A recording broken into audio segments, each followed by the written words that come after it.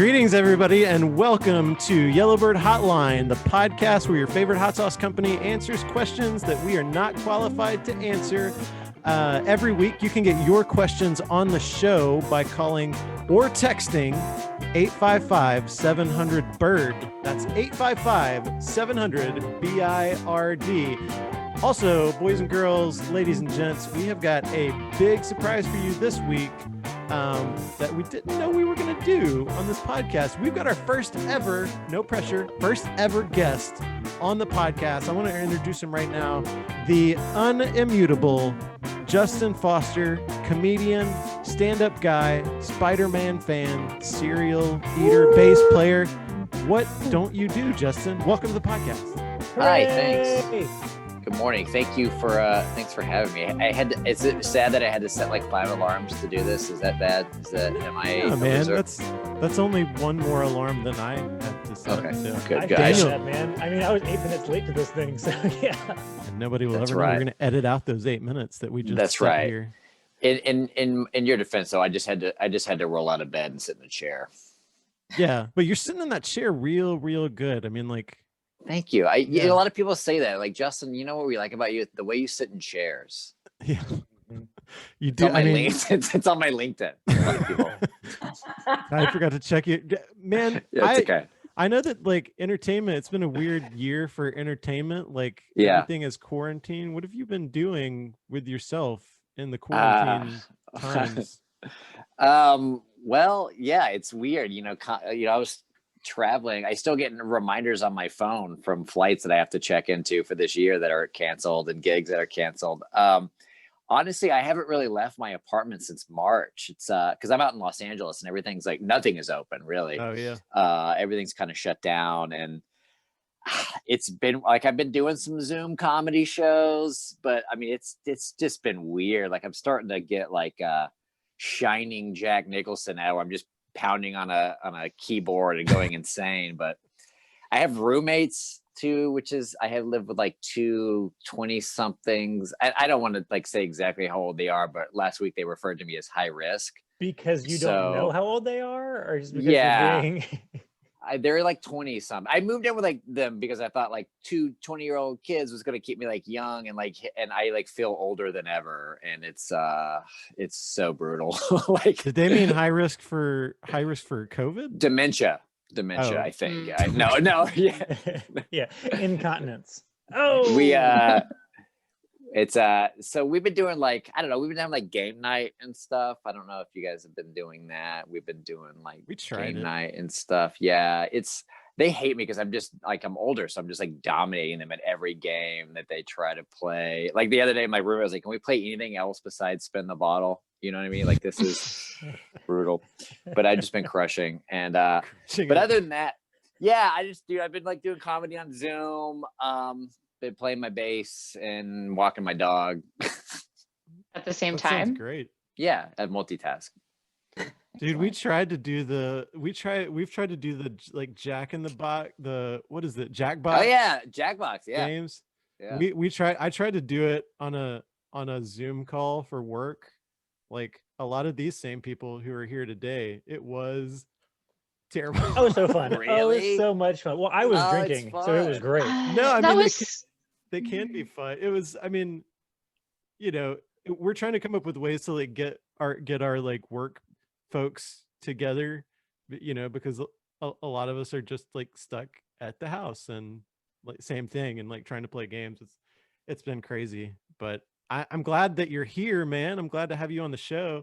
Now I explained the premise. I think we have a number that people call us at, and they leave us voicemails and ask us ridiculous questions that usually have nothing to do with hot sauce, and we try to answer them definitively, and we don't ever do that. We just kind of all have different opinions about stuff. So Spoilers. I've gotten really excited about this week's voicemail. Well, let's go to the lines to get this week's voicemail. Are you ready?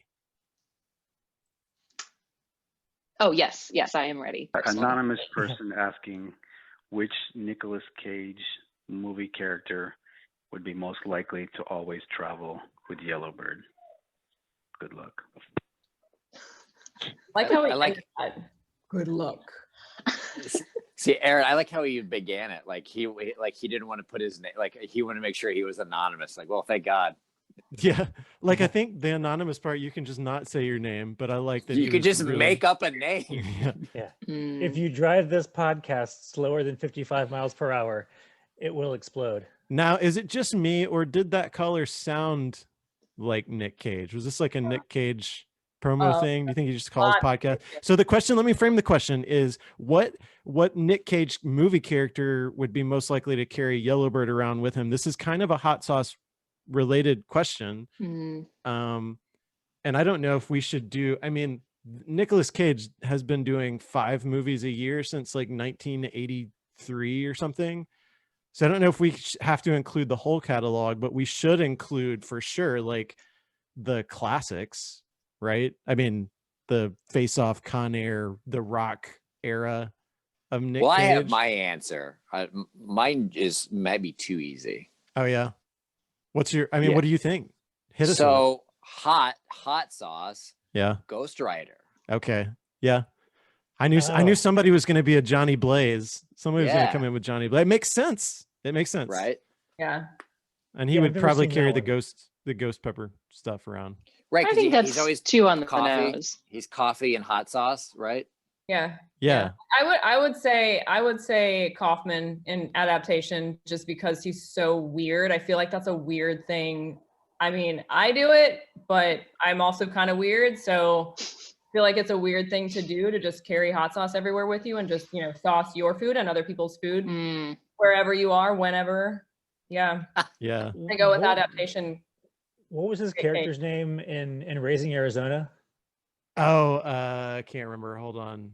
I'm just picturing Aaron at a restaurant putting hot sauce on other people's food. Just sweating like Nick Cage. Man, this is a Wendy's. Yeah. Thank me later. Yeah. What was it? H.I. McDonough.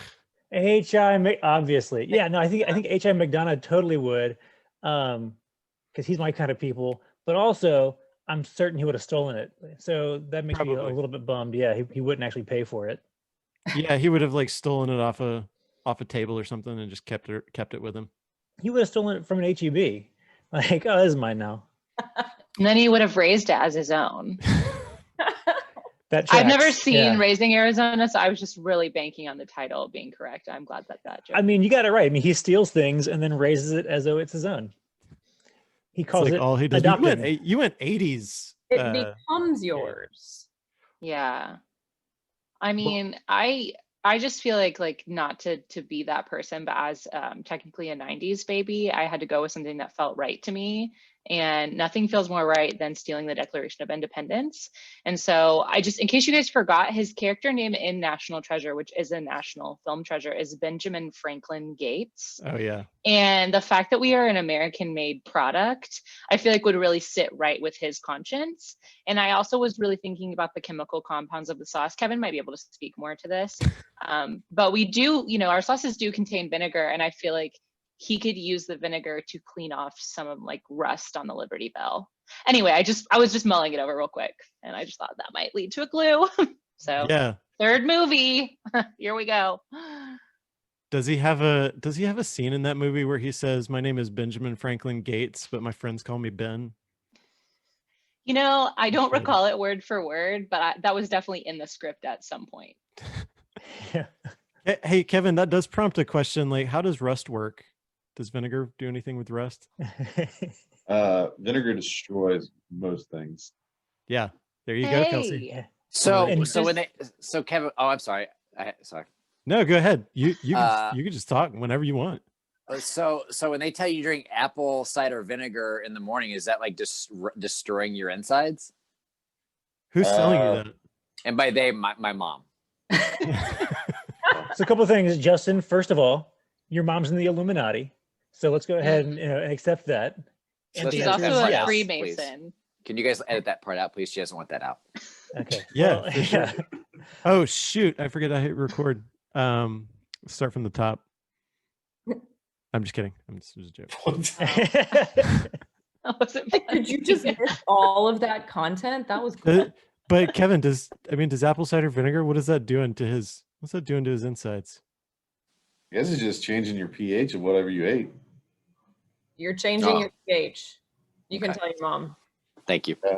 I'm gonna give my take. I thought about this long and hard because I think there's a lot of good answers. I wanted Cameron Poe to be from Con Air, of course.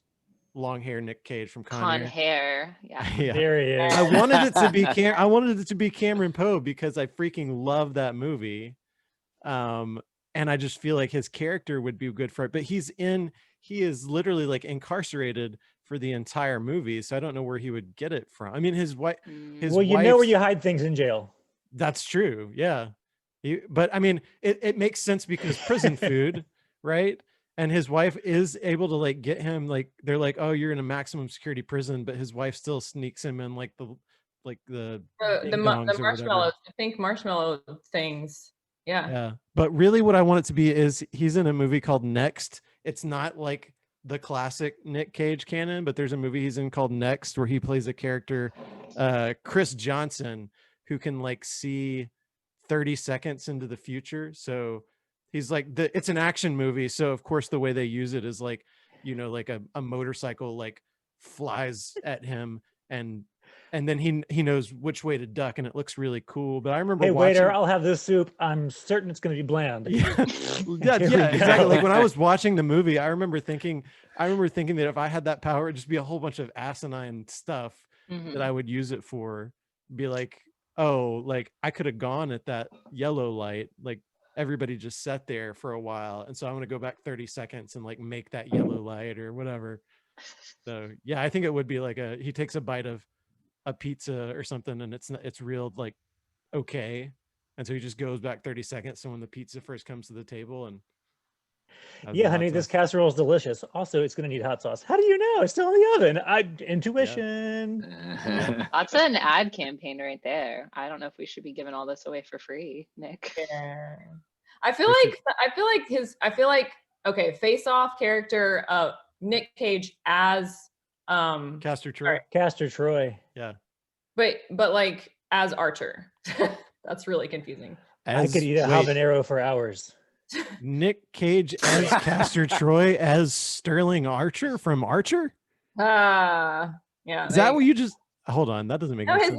No, the cop's name that they switched, John Travolta. Oh, Sean Archer. I gotcha. I gotcha. And say the first name. I just said Archer. But I feel like him as Castor, whenever Sean Archer is Castor, he would have been like that crazy like hot sauce guy. Okay, we did we get we didn't get one from Kevin. Kevin, do you have a thought about, have you seen a Nick Cage movie? Sure, I've seen one. I just don't know if I remember them very well. Yeah, Dad, that sounds right. You've seen them then. Yeah, exactly. Well, Kevin's over here like, yeah, I saw Moonstruck, but I think of it more of as like an Olivia Dukakis movie, not as a Nick Cage movie. I get it. But yeah, I'm not gonna lie about this. I actually saw one of his movies. I guess it was just on the TV in the background a couple weeks ago. And it was Guarding Tess. Okay. I've actually never seen that movie. I guess he's like protecting an old first lady of the United States or something. Oh, yes. Oh, Yeah, Justin's like, that thing slaps. Yeah, dude, go on. Yeah. I have it back here. Hold on. Oh my God. If you pull out Guarding Tess, I was going to lose. It sounds like a sequel to Raising Arizona. Yeah. It was just a bunch of like old cops just like hanging around eating while this lady is in her house. So. Yeah. I also thought about this, like in the first half, like at the beginning of Family Man, he totally would not have carried around hot sauce. But at the end of Family Man, yeah, he totally would have. Got a big arc in that movie. Yeah, dude. I think Téa Leoni would have changed him. Okay. What was his name in Face Off? It was Archer, and then what was the second one? It was Castor Troy. Castor Troy is the bad guy. Sean Archer is right. Sean Archer as Castor Troy while eating hot sauce while watching snuff films in 8mm. Oh my God. That's the one. That might be the one.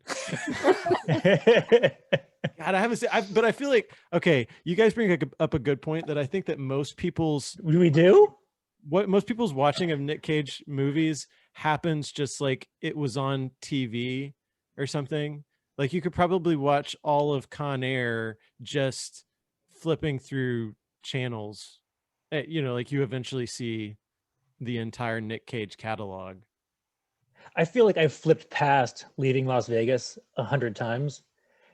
But if they're doing like the whole like Santa Claus is jumping out of the plane scene, then I'm down. I'll watch that. But yeah, I'll flip through the movie any 10 times out of 10.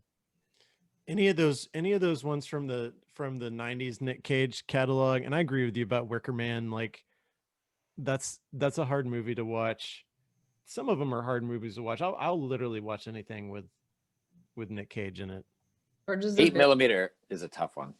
Yeah, that's a tough one. Never seen it. We just watched, actually, like we watched 4 Nick Cage movies over the course of the last few days. I love them. Well, Aaron had never seen Con Air or Face Off, which are like, that's like the pinnacle of Nick Cage. You got like, if you talk about, if I'm like, oh, Nick Face Off was hilarious, by the way. Like, I'm sure, have y'all all seen Face Off? Oh yeah. Okay, yeah. Kevin's like, I'm sure, yeah. Kevin's like, I'm sure it was on TBS at one point. The funniest like premise for a movie, like as though you like the only way to get information out of a guy is to make yourself into someone else. Like what? Yeah, it checks out. Yeah. Like we could like torture him, like, or you could take his face. Yeah. It's Freaky Friday just for adults, Oh, yeah. And wait a second, are you saying Freaky Friday isn't for adults? Well, I would say target demo is just mothers and daughters, so maybe some adults. Yeah, I would say Dame Jamie Lee Curtis would definitely disagree with you. Well, she can't hear me over the sound of her Activia money. What's the craziest Nick Cage movie? Like, of the ones that we've all seen, what is the most batshit crazy Nick? Because he's pretty good at like batshit crazy, but like in a blockbuster kind of way. I mean, Adaptation's pretty crazy, but that's like, I don't know. Well, we just watched Snake Eyes. That was the first time over the weekend that I had seen Snake Eyes, which is kind of a batshit crazy movie. I think they're all batshit crazy. Yeah. I thought Lord of War was actually really good, like a really good movie. Oh, Lord of War is great. With Jared Leto? Is he in that one? It's been a minute since I saw it, but I think Jared Leto's in it.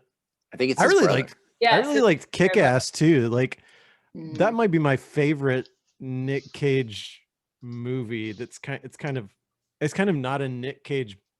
It doesn't feel like a Nick Cage movie, but I really liked that one.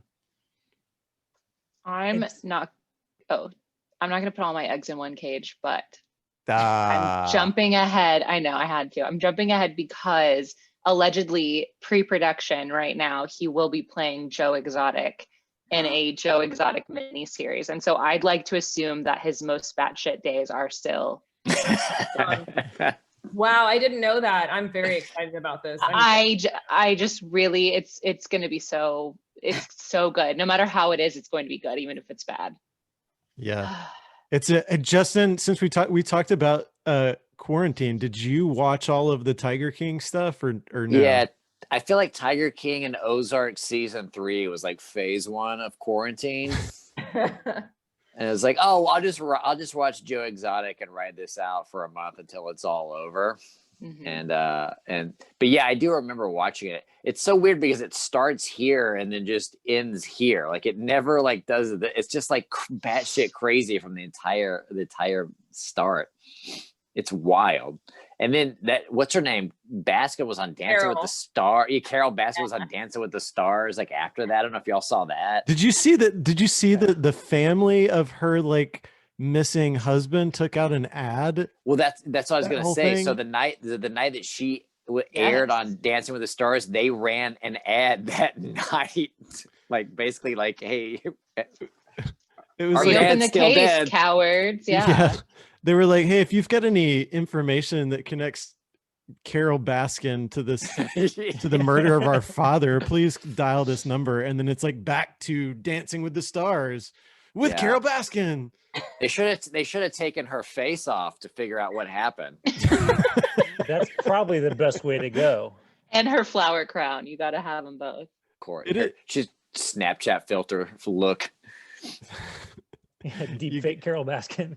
You do have to like rewatch some of those movies to be like, wait, what now? Because in Con Air, I was like watching that, and it's like he just comes back from, he's like an army ranger or whatever, and he comes back, you know, like honorably, you know, leaves the service and comes back and is defending himself from 3 dudes who are literally trying to like stab him with glass bottles, and accidentally kills one of them, and they give him 10 years in a maximum security prison. That just doesn't seem. And you're like, wait a second, what? And then like, okay, and now he's going to be on this plane with the worst convicts in the world, and this guy's like on his way to like get released from prison. Like also. There was such like a 90s trope too, right? Where it's like there was a few movies. There was a Ray Liotta movie that did that, and there was a Wesley Snipes movie, that Passenger whatever, where they were just like, we're gonna fly these terrible people on like Spirit Airlines across the country. Like it's very on brand for Spirit Airlines. It's like nothing could go wrong in that. It's like something always goes wrong. But and so I like Con Air because it's like, we're just going to put all of them on one plane. It's like, you would never do that. Yeah.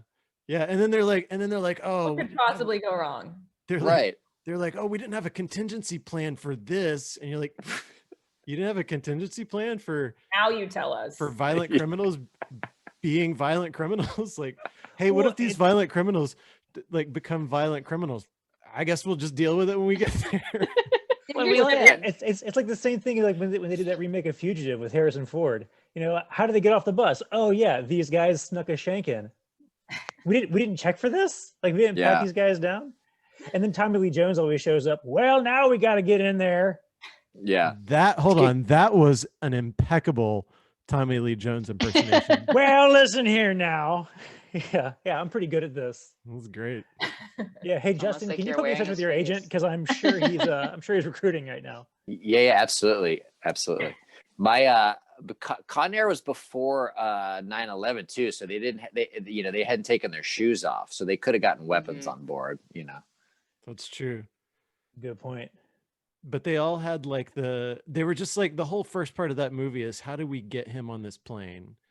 We just got to get him on the plane. And the movie just writes itself from there. Like, put him on the plane. Just put this man on the plane. Would you just rather put the bunny in the box on the Con Air plane or on the Snakes on a Plane? I never saw Snakes on a Plane. Well, Kenan Thompson is in the Snakes with a Plane. So I'd rather be with Kenan. Then if I got to pick with like Malkovich or Kenan, yeah. That was Samuel L. Jackson, right? On Snakes on a Plane. Absolutely. Hang on. I haven't seen it, but yeah, I would be on that. I mean, the title kind of, just like Raising Arizona, the title kind of leads you what, you know what's going to happen. He finds snakes and raises them as his own. On a plane, yes. Yeah, it's their awkward adolescence. Exactly. Sharknado is the same premise, right? Exactly. Lots of pharaohs. On a plane. On a plane. Sharknado's on a plane. Sharknado kind of disrupted the air that the Snakes on a Plane would have been flying through. I mean, which Sharknado? They're all connected. Which Sharknado character is most likely to carry hot sauce with them? The shark. The shark, obviously. I didn't prep for this question. Yeah, the NATO. Sorry. I've really deplaned the argument. Well, on the like Con Air versus Snakes on a Plane, do people live? Does anybody live from the Snakes on a Plane? I mean, physically, spiritually, has anybody watched in infamy. I don't know. Yeah, I would say. Kelsey, did you watch the movie? I would say I've seen about 22 minutes. The whole thing. Just selected clips throughout the years. You know, it was a big tee hee hee moment in college. The trailer really left an impact on me. So some people do have to die, but ultimately in the war of man versus snakes. I don't want to be on any of those planes. No, Also- not one of them. Also, my friend's a pilot. And he was saying, like, in an emergency, like a plane can land at in 12 minutes. Like, I don't understand why they didn't just land the plane and like round up the snakes. Dude, Don't ask those questions. that sounds like They don't such want a you to ask fast land. Like a plane from 33,000 feet or whatever can land. Okay, in guys. 12 Well, minutes? I hate to spoil it, but as it turns out, the pilot is a snake the whole time. So Oh, that makes sense. you can't just makes land the plane when the snakes are in Right. charge, Snakes are literally fine. on it. Hmm. Yeah, I'm not gonna watch that movie. Spoil Because you're scared of snakes and planes like me, or because it sounds like a bad movie? Pretty sure I got better things to do. Well, Big flex. Yeah, I'm a very important man. Real cool, Kevin. Kevin, you should have been there whenever they proposed that script. No. Justin, here's a question. Here's a question for you. If you had to like be in a face swap movie, or a, who would be like what celebrity actor would you Freaky Friday with? Who would you want to see doing an impersonation of you, and vice versa? Oh my gosh, that's a really great question. If you don't say Kevin Costner, you're saying it wrong. Ooh. I would Don't I let would Daniel say- influence you. I would say one of the snakes from Snake on a Plane. No, the pilot. Probably Josh Brolin. I think that would be cool. Okay. Yeah. Ooh, so like young Josh Brolin from Goonies? No, Josh Brolin now, like Thanos Josh Brolin. Yeah. Mm. I was thinking like Cable Josh Brolin. Cable Josh Brolin would be great also because he's got that voice and he's just always so tough. Oh, well, Yeah. you're already ready to do it. Yeah. Like Yeah, I don't know if he's like, ready though. That's the Yeah. problem. I'm ready. You can definitely hold up your end of the bargain. I mean, obviously, I do Tommy Lee Jones. You and Tommy Lee Jones would face off for sure. Yeah. You boys want pancakes or whatever? Oh my God, he does an even better Tommy Lee Jones than you. How is this possible? Does everybody do a Tommy Lee Jones? Yeah. Tommy Lee Jones, hit us up. There you go. Sponsor this. Natural Born Killers. Mhm. Well, one of the fun trivia things for Face Off was that it was originally a vehicle for Schwarzenegger and Stallone. That was going to be their like mashup movie in the 90s. Was And Face so Off. we got Interesting. Cage and Travolta. Yeah. Yeah. Could you imagine that movie with, How in the hell do you connect those dots? I don't know. Well, because it's a big action movie. Like mad props to John Woo. Like that action movie stands the test of time. It is an amazing action movie. I And feel those like they guys could. were those guys were like massive, like the massivest action stars. And like the movie was written in the early 90s and it didn't get produced for like 7 more years. So like in the early 90s, yeah, like everybody was begging for like a Stallone. Schwarzenegger and Stallone are so different though with like their build. That would I And their just- accents. Yeah, I just am trying to imagine either of them like impersonating the other one. No, I don't think they're good enough actors to pull that off. They would That's- just yeah, get I don't think- confused. Yeah. I think you would just have to like I think you just have to spend more time nailing to down dub the it. premise, because I feel Well, like Nick Cage, I was gonna say we got a Stallone Schwarzenegger mashup, but like 24 or like 30 years later. Oh, yeah. the Expendables. Well, they did a prison movie like a couple of years ago. I totally missed this. Yeah, it's What? not good. It's not good. not Yeah, good. they're both like in a maximum security prison and they have to help each other break out. But it's like Not on a way- plane though. Well, I don't want to spoil anything. Also, I haven't seen it. But there could be a plane involved. Mm-hmm. There's probably a plane involved. But I don't think that they're strong enough actors. They would just like look at themselves in the mirror and get confused. They'd be like, "I am me," or Me- "I am." yeah. Yeah. I would love to see that movie. Yeah. What? Yeah. Just- Well, we have to. Okay, we got way off topic. We got to pick the. I mean, I think that it's obviously Seth from City of Angels is the Nick Cage character that would carry around the hot Clearly. sauce. Yeah. Alanis Morissette from the soundtrack of City of Angels would definitely be the one. I like the Johnny Blaze. You know what, Justin? Since you're our first guest, we're gonna give it to Johnny Blaze from Ghost Rider for this Wow. episode. Woo! So It is. I also want to mention one more Nick Cage, because you talked about the pre-production on the Joe Exotic thing, which is called Untitled Joe Exotic Project, and I hope they stick with that title. He's got another one.